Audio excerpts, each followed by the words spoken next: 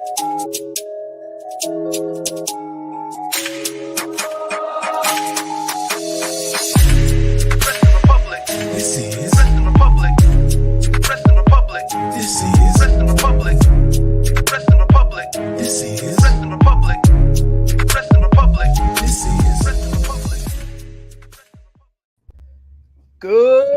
evening from London, wrestling fans. I'm your host, Ben Allison, and you are listening to Wrestling Republic's daily broadcast, your one-stop shop for professional wrestling, insight, news, and reviews on a daily basis. And today is Friday, it's draft day, it's WWE Draft day, it's also still technically NFL Draft days. There's a lot of drafts going on. It's cold. Somebody's left the door open. That's the situation we're currently in.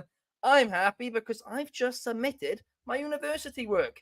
I've been in uni for 3 years and it's pretty much done. So I'm loving life and I couldn't be bothered to set up the TV to put behind me. Anyway, on that note, let me introduce the co-host of the show, Clark. How are you doing, Clark? What's good, dude? I'm stoked to be here. How are you?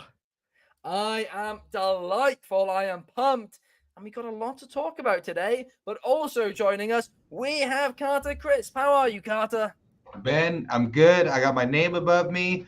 I thought AEW had a great pay-per-view. I was up all night watching Outlaw Mud shows. Let's talk about wrestling. Absolutely. Oh, Carty Carnett's going to be fuming at you, Carter. But Absolutely. On that note, let's jump into WrestleMania London. Now, it's very, very rare that we talk politics on this show. We don't usually, delve into the realms of politics for obvious reasons, because we're a wrestling podcast. But today we're going to have to slightly, because there's a big election going on in London currently. There's the London mayor election, and Sadiq Khan's running up for re-election, and he made a promise yesterday. He goes, if I'm re-elected, I'm going to try and bring WrestleMania to London. And everybody just said, hey, what's happening is it's a political move. Nick Khan said last week that they don't want to take WrestleMania outside of the US and Canada. So, hey, this is a political move. There's no substance to it. Until Triple H replies to the tweet talking about it from Sadiq Khan and just replies with, let's talk about it. So, I guess it's on. I guess we're getting a WrestleMania London. I'm delighted. I mean, if I go full screen, I think you guys can probably see it. In the corner there, you can kind of briefly see it. I did a WrestleMania London project, a fantasy project for university this term. So, I mean, I think I'm the reason why this is all happening. But Clark, do you care to, break my heart and say it's not me? I think just like the Chiefs traded up yesterday to get worthy, London is worthy of a WrestleMania. So I'm stoked about it. Let's make it happen. Talk about scorching hot crowds every time they go to the UK. Glasgow is going to be off the charts. Cardiff was last year. Money in the Bank, wild in London. All in, wild at Wembley. Why not? I love it. I hope it happens, and I hope to be there. Absolutely, I'll do everything I can to be there for it. You have to be, Clark, and you have to be at All In this year as well. I mean, we're going everywhere in London, right? London isn't ready. But I mean, one thing which has been brought up by certain people today online is the fact that we spoke about it the other day. Clash at the Castle, the tickets are overpriced, and at the end of the day, you need to make sure families can go to this thing. Do you reckon they're going to have a hard time selling tickets? No, I think WrestleMania and Clash would be two different ticket scales. And also the clientele is slightly different. Families are going to WrestleMania, but the price is going to be that high. So yeah. It's kind of the nature of the beast, right? You have the same problem in the US. The same family that is going to go to the live event or is going to go to Raw or SmackDown may not be going to Mania, even if it's in their hometown. That is just kind of the nature of the beast because of the spectacle that WrestleMania has become over the last 40 years. And at the end of the day, though, I do think because this will be in a larger stadium, there will be affordable tickets in relation to what we've seen thus far from Clash at the Castle. Yeah, I agree completely. You literally hit the nail on the head with what I was going to say about it. We have Carlos BA suggesting maybe doing it in Scotland. I mean, the issue is, right, if we're being completely honest, in the UK, there's a little bit of an issue. Again, not to get political, but there's a little bit of an issue where all the money is in London, and London have these money, this amount of money to spend on these big events, and the rest of the UK unfortunately can't compete. And to get WrestleMania, it is a bidding race. So being realistic, unfortunately, I don't think anywhere other than London will get it. Hopefully I'm wrong. I would like to be wrong about that. But I don't think I am. The other part is covered. Yeah, it needs to be covered with the weather, right? It's in Scotland. I don't know if you have a venue large enough with a roof on it. Well, Wembley's not got a roof either, but I think they'll make one or something, like make a temporary one. It's a little different, I think, with that, because you can do similar to what you did in Philly this year at Wembley. We've seen him do it for Tyson Fury and Dillian White, actually in the last few years, and it did rain during that event. Still, the fans were in the seats. The ring was unaffected. We've seen it at Raymond James Stadium in Tampa Bay. Yeah. I don't know if there is a venue though that's large enough to sustain that, plus the money to do all of that to cover the ring. That I think is the biggest caveat as far as it going to Scotland too, on top of the political part.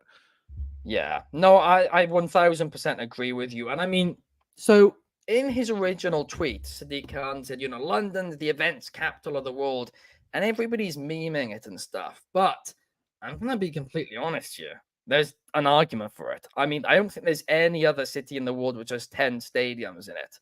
And I don't, think there's a city in the world which actually has as many events as London does. Internationally, at least. Like, I honestly, Soul saying, what about Saudi Arabia? No, I don't know if that would happen. That's also not in the UK, but I will say that outside of he's saying it could happen. If we're going outside the UK, Chicago is getting that $4.5 billion lakefront roofed stadium. Weather doesn't matter. That's my point. If we're bringing up other non-UK venues, I'm throwing Chicago into the fire a few years from now, because that'd be a dream come true for me to have another one back in Chicago in a giant new stadium right on Lake Michigan. They must do. All these new stadiums, they get a WrestleMania. It's the part of the package. You create a stadium, you get a WrestleMania, and you get a Super Bowl. That's how it works. But in terms of your pricing thing, so I mean, it's different because essentially it will be pricey, but it's supply and demand, right? And this isn't me defending the Clash thing. I have an issue with that I'll be talking about on a reel in a couple of days. But there's a supply and demand thing. That arena was tiny and there was a lot of interest. They basically sold out already, right? So yes, the tickets were insanely high, but hey, the demand was there for it. Now the issue is long term, getting into the issue, that WWE needs to be a family thing. You need to be having families there. UFC, the vast majority of UFC crowds are, middle-aged, up. Yeah. It's not a family event because it's too expensive to take your family to it, right? And I think that if WWE became like that, I think WWE, you need to worry about it long term, not short term, but long term. But yeah. Not to cut you off, but I will say from the Scottish perspective on this one, though, if the goal is actually to attract tourism, the higher prices make a lot of sense there. And that's something that, it's a tough pill to swallow. But if the goal is to actually attract tourism, it may not be the local crowd that, you would anticipate in Glasgow. But the goal is to bring people from London, from other countries, traveling over from the US to spend money, on hotels and flights and all of that. If it's to attract tourism economically, then that would make sense on the ticket prices. And to your point earlier that they've sold plenty of them, that's kind of what I see from just a business perspective. That's the way that I look at it. I mean, to be honest, Clark, genuinely, I hadn't thought about that. And I've been doing a lot of thinking about it too. I'm kicking myself that I didn't think sorry, I had to. Yeah, I didn't mean to cut you up. I mean, that'll be the same with WrestleMania London, by the way. Right. The UK government are bidding big to get, people to visit London. That is why they are doing it. I mean, there is another, event going on in Wembley Stadium. All in. We're going to talk about that, I think, another day. But they're struggling with tickets. 40,000 sold. Sounds like a good number. They sold 37,000 like 2 months ago. They sold like 3,000 in the last like 2 months. And I mean, it'd be one of the smallest crowds in Wembley history, 40,000. So that would be really not a good look to have Wembley half empty. But Carter, do you reckon the demand is there for, WrestleMania in Wembley?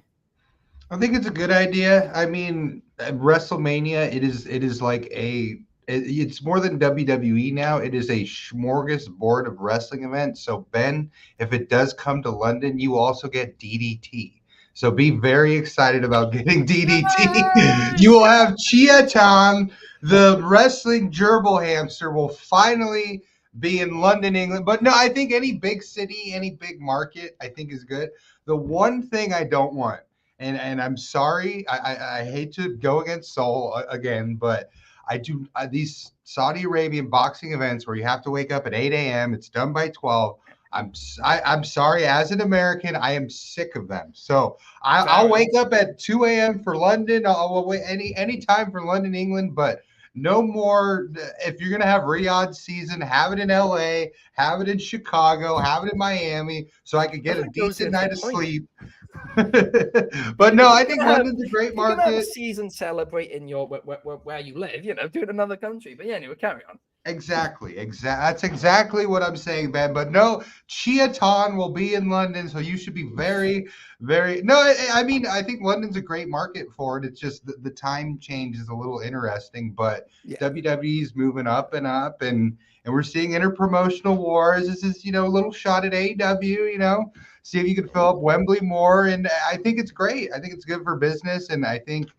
If I'm not political, I don't vote. But if a man said, I'm bringing WrestleMania to your town, I am registering to vote and I'm voting for him. Do you know, maybe I should, probably shouldn't say that. Well, no, I'll say it on there. Screw it.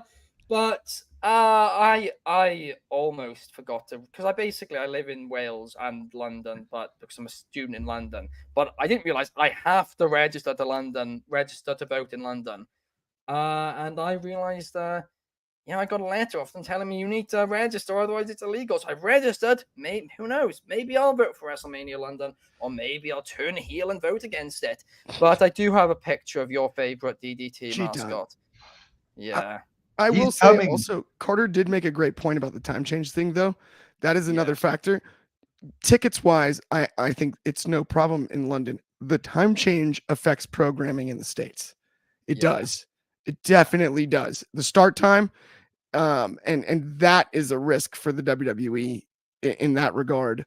Do you guarantee people waking up earlier to watch? Yeah, I mean, it would be about it'd be about 3 p.m. Eastern, 12 p.m. Pacific start time. So it's not like ridiculously early for you guys, but it is an afternoon event rather than an evening event. Yes. But for 1 year only, I reckon make it work. I think so. Throw an afternoon party. Yep. And then who knows? Maybe AEW will be smart and they'll run an event in the evening. I mean, hey, that's how they do it. I mean, there you go. Help everyone out doing this. Maybe the NXT takeover takes place in America and that happens in the evening. Between night 1 and 2, that'd be very cool. Yeah. Oh, that'd be a very fun. That's a really cool idea, Ben. I really like that. Book it. There's so many things they can do. I don't think it's different if it was like 3 a.m. for America. It's not. It's middle of the afternoon. So I reckon you can make it work. I really, really, truly do. For most time zones, it's actually better internationally as well. It is. Doing it in London. So I reckon it could be a very, very successful night for them if they do that. But Clark, I'm going to get you in here for a second because we need to talk about a tag team who I've been a fan of for quite a number of years now, the Grizzled Young Veterans, because they have been announced they're making their AEW debuts this Saturday night. Saturday night is all right for fighting on Collision. Listen, WWE dropped the ball with these two. There are very few tag teams in the world, if any, who can draw the amount of heat which the Grizzled Young Veterans did in NXT UK. Then they got to NXT. It was NXT 2.0 during that time, and we gimmicked them, repackaged them as the Schism. It wasn't awful, but it wasn't great. They weren't happy about it, and they were like, well, we're going to leave. They left. They went to TNA, but they seemingly didn't sign there. TNA didn't really do much with them either, and I think they lost pretty quickly. And now they're going to AEW on an episode of Collision. Am I missing something here? These guys are genuinely one of the best tag teams in the world. Tony Khan, I know you currently got other things to deal with, like your broken neck, but honestly, throw cash at these guys. These guys are a heel tag team who could really help your, already stacked tag team division, but a tag team division which might need a little bit of spice added right now, because at times it's feeling a little stale outside of, the tag titles themselves. Grizzled young veterans in AEW, I would love to see it. Tony Khan, throw the cash at them and book them well. Clark, what's your take? I am a huge GYV fan. I think they're awesome. And I'm also like, look, I agree with everything you just said. I don't have a bad thing to say about GYV. I hope AEW is the perfect fit. Restack this tag division. The AEW tag division was the staple of this company for so many years. Restack it, and GYV is just another perfect cog in that system. Get it so it feels like there's 5 to 7 teams that could win the tag team titles at any time. I don't want it narrowed down to the 2 top tag teams and then the rest of the division. Make it a real division. Make it feel like a division. Even the WWE struggles with that at times. Feels like there's 2 teams at the top feuding, and then who's next? You have no idea. I want to feel like anybody could be next. There's 5 teams that are worth my time, and GYV can and should be one of them. I am really, really excited. Are they officially signed full-time? Can you confirm that? Do we know? No, they are not. They're just making an appearance. So that's interesting. Throw the buck at them. Throw the money. I couldn't agree more. Need to be signed full-time. Curious as to who this first matchup is, because it could be almost anyone. I want to actually quickly check. I am like very curious as to who it is. I mean, so this is the Acclaimed, so they're gonna lose. Oh, brilliant. Ooh, I don't know about that. The Acclaimed has shown some cracks in their own system too. Why not have GYV win and then earn their spot? Please. I wouldn't hate it. To see that. And I really enjoy the Acclaimed. I think they're talented and entertaining and fun as could be, but I would not hate GYV debuting against the Acclaimed on Collision and getting an upset win. They've earned it over the years of work that they've put in. They got absolutely robbed in the Schism. Absolutely robbed. They were polite about it and they played it well and it was fine, but they got robbed. I'll say it. It was they did. It was silly. It was silly. And that's not to say it's funny because I'm a huge Joe Gacy fan myself, but it's like he did great with it. He did great, but it was brutal. But yeah, overall, pad that tag division AEW, please. I'm asking you, because the Bucks are over right now and in a weird spot. FTR and the Bucks is a little played out. We've lost Proud and Powerful. But it used to be Jurassic Express, the Best Friends, and you add in teams like Private Party in the early days, Butcher and Blade. It felt like stacked. Yeah. And I want to get back to a spot where it feels like that. The Acclaimed, obviously, their rise was amazing. I'm wondering if, as great as it was for the overall story, and not to start like an entirely new conversation, because I loved this when it happened, but did Hangman and Kenny carrying those belts as long as they did as 2 single stars that, yes, they were in a group together, but weren't a traditional tag team, hurt that division more than it helped it? It helped their story, but I think it might have hurt the division. Because who was it who won the titles off them again? Was it the Young Bucks or no? Was it they won it off the Young Bucks? I can't remember. I can't even remember off the top of my head. I didn't even mention the Lucha Bros though. By the way, I have to before we end this segment. But it's injuries and everything. I'm gonna be honest. I think it's Paul Buck, and I don't think it's necessarily Hangman and Kenny were the point. Another conversation for another day, but it's a point I'll quickly read. Soul saying, do you guys think that TNA are dropping the ball with the amount of, with a lot of potential talent and not seeming like a true alternative destination? Well, according to the dirtiest dirt sheets and all of Dirt Sheet Entertainment, right? I mean, who knows if this is true or not?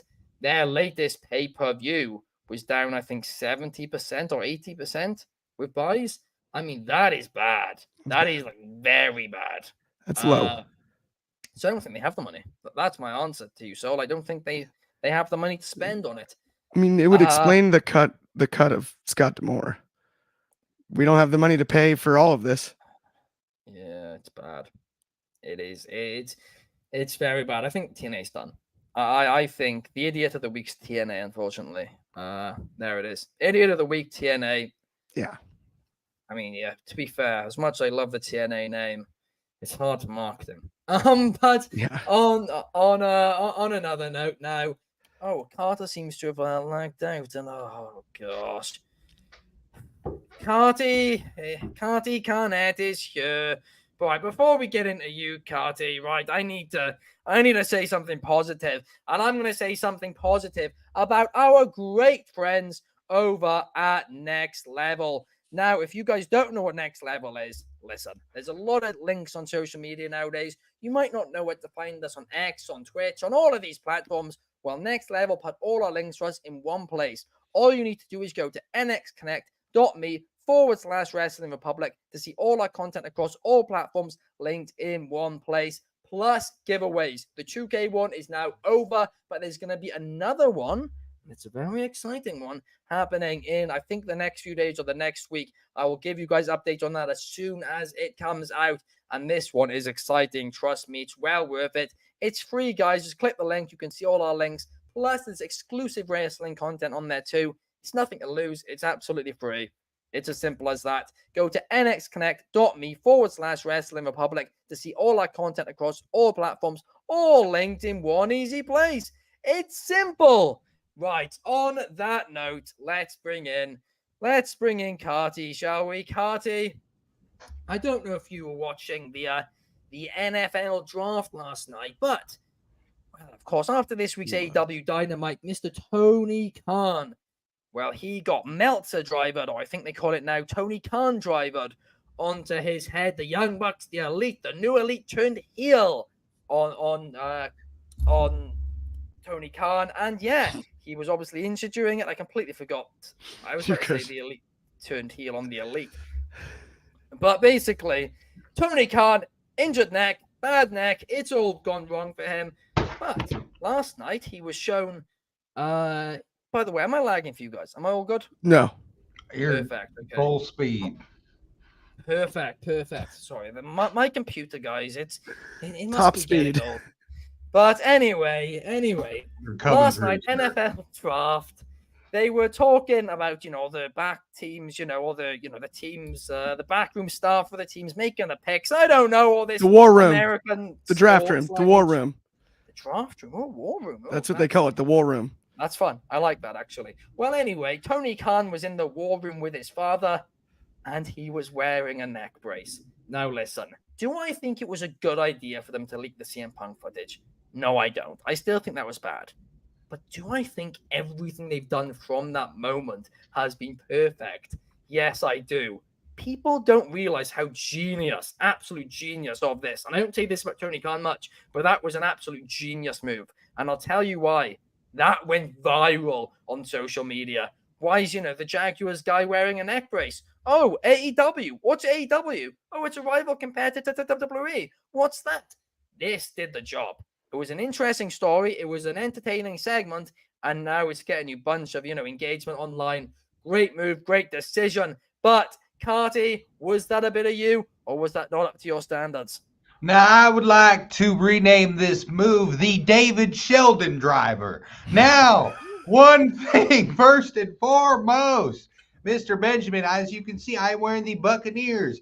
I am wearing the jersey for a legitimate football team in the state of Florida. Now, the Jaguars, you are dependent on this ownership. Imagine seeing your owner participating in an outlaw mud show from two kindergartners from a rec center in Reseda. You would not think your team was in very good hands, Mr. Benjamin, but I digress. Mr. Antonio Inoki, would be rolling in his grave if he knew that his promotion has become a daycare center for all of Tony's misbehaved little kindergarten friends of the Buckaroo. All I'm saying is, Ben, is the whole thing is unprofessional. I don't know what's going on. It might be good for the business, but is it good for the business?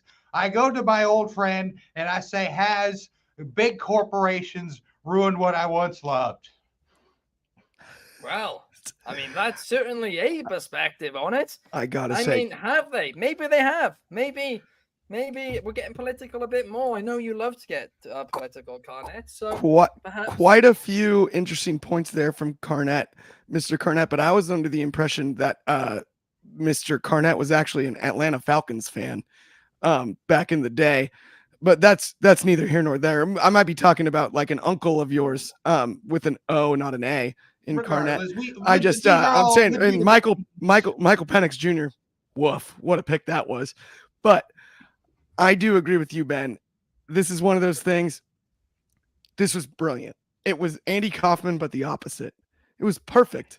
All I could think about all week after it was like, he has to wear a neck brace at the draft. He has to wear a neck brace at the draft. They're going to show him right away as soon as the Jags are on the clock. I was laughing yesterday, like, joking around watching it with my dad and my buddy Ryan, like, please do not trade out of the first round. Do not trade out of the first round so that they show the war room. Like, show Tony in the neck brace to us, please. And they did. It landed perfectly. I mean, I've been saying it since Wednesday. Tony Khan has taken the brunt of a lot of AEW criticism over the last few years. And I actually think that's helpful for the talented AEW. That's something that we'll talk about, maybe not currently, even though I just brought it up, but like in a few years. Tony took the brunt of the heat when times weren't so good. What's the one way to sort of flip the script on that? Get beat up by the bad guys. And that's exactly what he did. And then he doubled down and did it on ESPN. Like, this is one of the smartest things. I mean, I distinctly remember Tony Khan saying, I'll never get physical. His hand may have been forced and it was a good move by social media and fans, but it was the absolute play. It was the right thing to do. And it was hysterical to see him, big smile on his face, in a neck brace in the war room yesterday. I'll never forget that. It was awesome. In the war room. That's actually, I love that. I really, really do. I love your point, to be honest, Clark. I mean, Tony Khan, listen, whatever we say about him, I think he's a very nice guy. I really, really do. And I think that he is somebody who will take the blame in order to, protect people. I really, really do think that of him. And I do think like that is a brilliant point, right? No matter how harsh we are on him at times, that is very, very true. But on that note, let's now move on because we have another really important topic to talk about. And that is, well, in an interview with Ring the Bell, with a spelt Bell as in like Bella, but with an E instead of an A. Very unique. I don't know who it is, whose podcast that is, but it's a brilliant name, whoever you are. Well done. Did an interview with Roxanne Perez, and in it, Roxanne Perez said, hey, I've had, an epiphany. I've decided I'm not going to retire until I face AJ Lee. I guarantee it. So now poor AJ Lee is going to have to come out of retirement. Otherwise, a 91-year-old Roxanne Perez is going to be using her walking stick as a weapon in some outlaw mud show that Carter would probably watch. That's what we're going to end up seeing. AJ Lee, Roxanne Perez, I want to see it. I really, really do. That match is a dream match. I'd love to see AJ Lee come back for one last run. Her husband, CM Punk, is, of course, thriving in WWE right now. His relationship with them is better than ever. I reckon. Let's do it. Let's run it back. She did a great book, by the way, a few years ago. Shout out to her book. But, Clark, do you want to see this? Roxanne Perez, AJ Lee. Do you think that's the move? I'm so not trying to knock Roxanne Perez here because I'm a huge Roxanne Perez fan. And I love the fact that she's punching up here. But I want to see it because I want to see AJ Lee return to the spotlight. Ooh, is the reality of the situation. Like, AJ Lee is just awesome. Roxanne is awesome. And how you really feel about her? Roxanne is absolutely awesome. I wish Roxanne had the leverage to say something like that and actually pull her out of retirement. Like not retirement, but pull her back. I think Roxanne is just like maybe a year away from being, obviously she's the NXT champion, every Tuesday night. I'm a huge Roxanne Perez fan, so please do not get this twisted. I'm not trying to be critical of her. But when I first heard the quote, my first thought was like, dang, I wish it was one of those where it was like, now I have to. You know what I mean? It was like, it's a little bit like Jake Paul calling out Mike Tyson, and like somehow that happened. Yeah. Right? But like, and I'm not at all comparing Roxanne to Jake Paul. That's not what I'm saying. My point You're is, digging yourself a hole now, Clark. I feel like I'm like screwing myself here on this take. Yeah, I think you're right. I want to see the match so bad. I have a bad feeling that it's a really great podcast quote, but AJ Lee's going to be like, yeah, maybe. Right? Yeah. She's got other things going on and she's kind of moved on. If it was in a way where it like had to drag her back, I would have more excitement about it. The original question, which is, do I want to see the match tomorrow? Sign me up. Where do I sign? Yes, of course. Who wouldn't want to see Roxanne Perez and AJ Lee on any show? I don't care if it's NXT, Raw, SmackDown, a PLE, a pay-per-view, an Outlaw Mud show with Carnett. Like, it doesn't matter to me. Carter, wrong one. Carnett. Keep her healthy. No, we need Carnett on the call, is what I mean. The commentary. Be outstanding. On the commentary of the Mud Show. That would be very bad. David Marge is saying, yes, I'd like to see AJ Lee. I completely agree. And yeah, no, I get your point completely, Clark. I know you're not actually trying to insult Roxanne. I wasn't. Anyway. Well, as I was saying it, I was like, I'm phrasing this poorly. Like, it sounds like I'm knocking Roxanne Perez. Though, so all the Roxanne marks. Come on, I'm joking. But Carty, Clark said, I don't think anybody wouldn't want to see this match. I have a feeling it's possible you don't want to see it. What's your thoughts on Roxanne Perez versus AJ Lee? Well, actually, these are two professionals who learned how to wrestle in the Performance Center. So I'd love to see it. No, this reminds me of Mr. Daniel Bryan. Ever since he's come back, Uncle Dave, there's been a shortage of stars at the Star Factory. So Miss AJ Lee, please, we would love to see you back. We'd love for you to go on one of these Bryan Danielson dream tours. Just stay away from the, no dream matches. No, do not do what Ric Flair did and go to the municipal auditorium and potentially risk severe injury. But I'm all in favor of it as long as it's safe. These are two professionals. They're fantastic. You know what I think about the punker. He is one of my greatest advocates in this business. And I'm all in favor of it. Roxanne Perez is fantastic. She's a great wrestler because she learned how to wrestle, not at a trampoline. Ooh. I thought they'd both be a bit too small for your liking. I thought there was you had like I thought anybody unless they're over, if they're female over 5'7" and if they're male over 9'10", I thought that they shouldn't be a wrestler according to you, Carty. Now you know what Rhea would be doing to all these fine ladies, but I'm still. I would like to see an even matchup between two of Joshi-sized ladies. I wouldn't mind that. There's nothing wrong with that. Just make sure Tony Khan doesn't sign him up for wide receiver for the Jaguars. That's all I'm worried about. Oh gosh.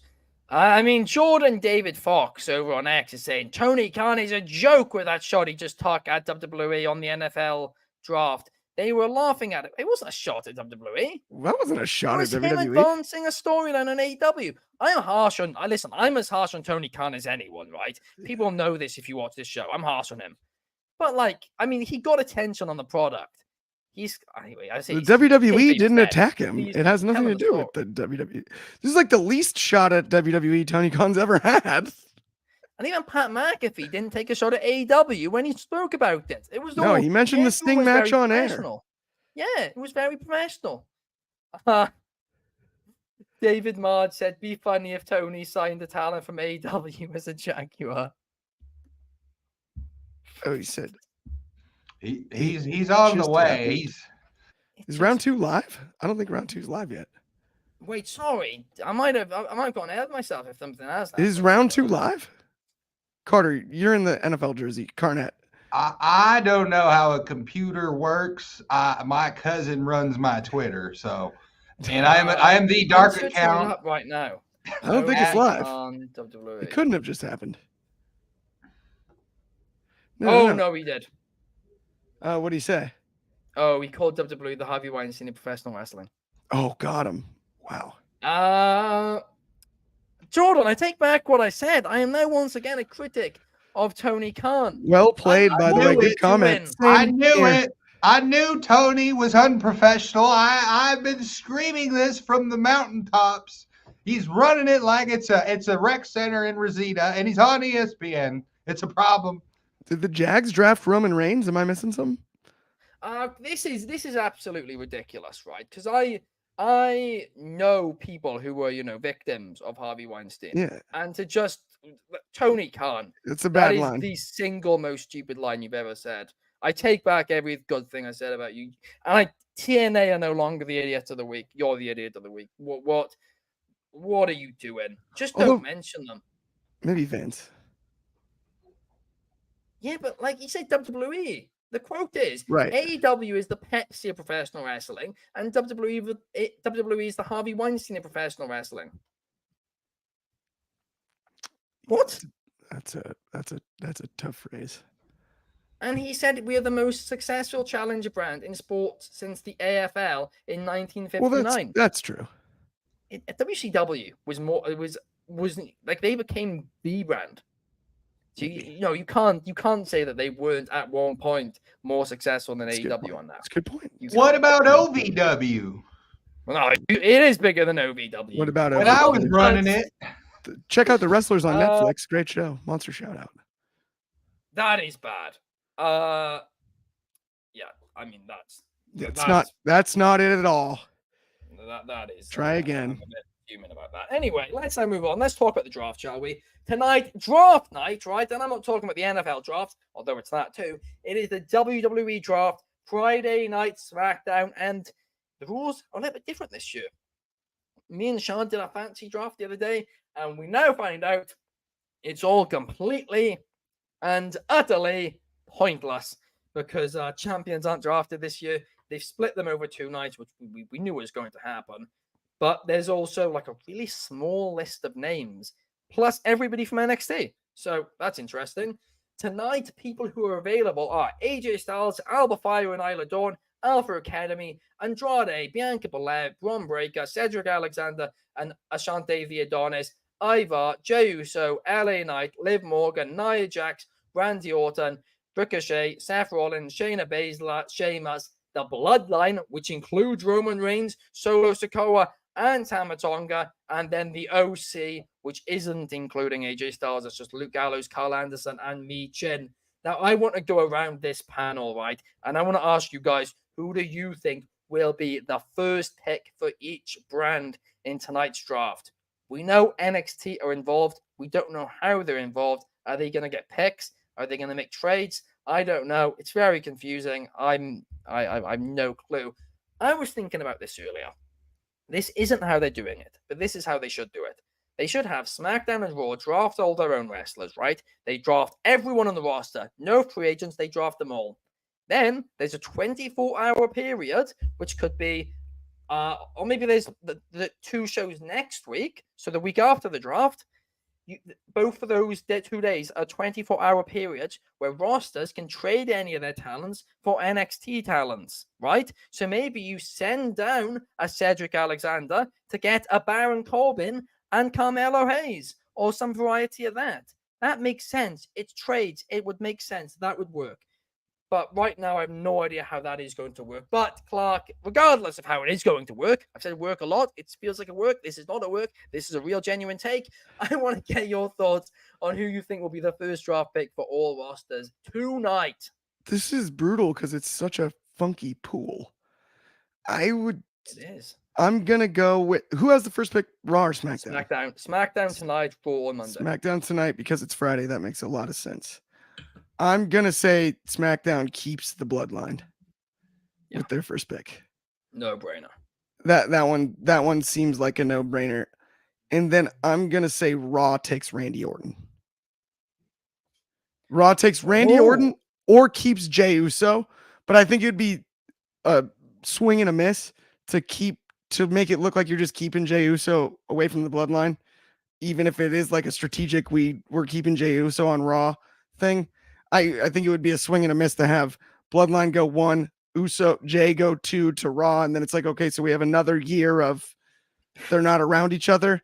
Like that's a letdown. So I'm like, Orton sticks out of the list a bunch to me. Maybe the OC, that doesn't make sense to me though, because AJ Styles is separate from them. Orton, or I mean, if Seth isn't injured, Seth is the logical Raw pick. But Orton, to me, that way it's at least somebody changing brands. So it's a little bit impactful, right? He's leaving SmackDown to go to Raw. It gives Orton a boost. It kind of reaffirms how important Randy Orton is to the roster. Or the other one I could see, and I just realized this because I'm now looking at the list. I apologize. Bianca Belair. Bianca Belair to Raw would make a lot of sense to me. That would work. I'm cool with that. Yeah, no, I definitely think that would make a lot of sense. Somebody I honestly reckon Raw, because it's such a weird bracket. I think everybody will be universally agreeing Bloodline on SmackDown. I reckon Raw are going to go for a wild pick. And I reckon they're going to go Braun Breaker. I reckon they're going to do what they did with Finn Balor a few years ago and just do a statement get.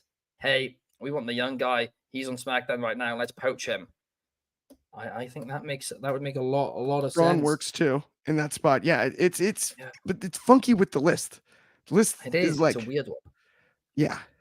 But I like it though, because usually the first round's so predictable, and the first pick's predictable today. But after that, I don't know.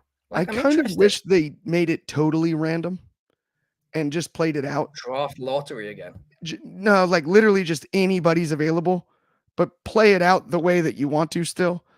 Just for the unpredictability aspect, like still play it out the same way you would within the rules. That's fine, right? But just have everyone available, except maybe the champions. I don't mind the champions are staying on their brand, but just have everybody available. What I don't understand, Clark, is why they've had separate sets of titles for Raw and SmackDown for the last, I think, like 7 years now, right? And then the year they get rid of the names Raw and SmackDown from all the belts. That's when they're not draftable anymore. That's where it's almost like some of those things I feel like they don't have to say, and it makes things more convoluted even. Like, just have it be that way.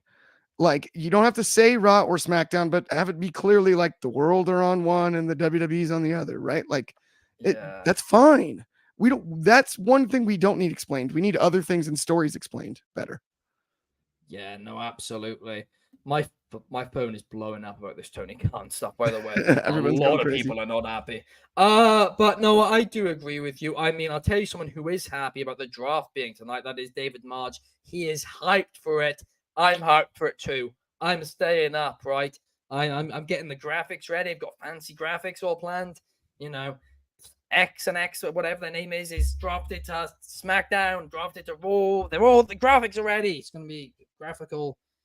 It's going to be graphical, even for sure. My phone is, I've literally been getting like 1,000 notifications. But Carty, sorry, I almost got you mixed up with your cousin then for a second. I want to get your thoughts. Who do you reckon will be the first draft pick for SmackDown, Raw, and even NXT, if they're involved in some capacity? Now, I'm looking at this list. I do like the Braun Breaker call. I do have a suggestion. I know Kobe personally has Nick Khan's number, so Kobe, please text Nick Khan this. Change his last name to Steiner. Braun Steiner. Draft him over to the other brand. That's what we need. That's what he needs for the push. Connect him to his family, that fantastic wrestling. But I'm going to make a crazy call. And I'm probably going to be wrong because I'm realizing the good deal here is the factions. But what excites me is the mid-card. But I think SmackDown round 1 is going to pick a women's wrestler. That's my prediction. I'm going women's wrestler, and I'm going either Bianca or Liv Morgan. And I think the other brand might come around and might go for a Miss Jade Cargill. to feed to Rhea Ripley. That's my call because that's my own personal strategy to defeat Clark and run a more profitable wrestling business, keyword professional, in the brand, running a profit, not just going for ratings, not going for stars, but making money and keeping the workers safe. That's what I'm talking about. So I think round one, we're going to see the ladies bouncing around a little bit because I think that is the best, but the factions are the best deals. So that is the one thing that might make me wrong. No, you are right. Factions are a hell of a deal in drafts like Yes. this. I mean, Jade isn't available until Monday, but I could well see. I mean, maybe SmackDown take Liv first, then Raw take Bianca. I actually genuinely can see Bianca going first round, which is what you suggested, Clark. I really can see that happening. Yeah. Raw taking Bloodline, no, SmackDown taking Bloodline, Raw taking Bianca, and then on Monday, I mean, maybe Monday, Jade Cargill's the first pick for Raw. There Maybe you go. both rounds they go Raw wants to be the home of women's wrestling. I would not be mad at that at all. I mean, a lot of people are very mad at this Tony Khan thing there. But on that note, I mean, we're going to wrap off the show because I think I have about 2 billion texts to answer about this thing. Thank you guys so much for watching. If you did enjoy the show, please like, subscribe, and comment. We'll be back here tomorrow, same time, same place. You guys know the drill, to talk a little bit about the draft. We're going to be breaking down our thoughts on SmackDown and all that and more. Thank you, Carter. Thank you, Clark. And we will see you guys tomorrow. Tomorrow. There's always tomorrow. Peace.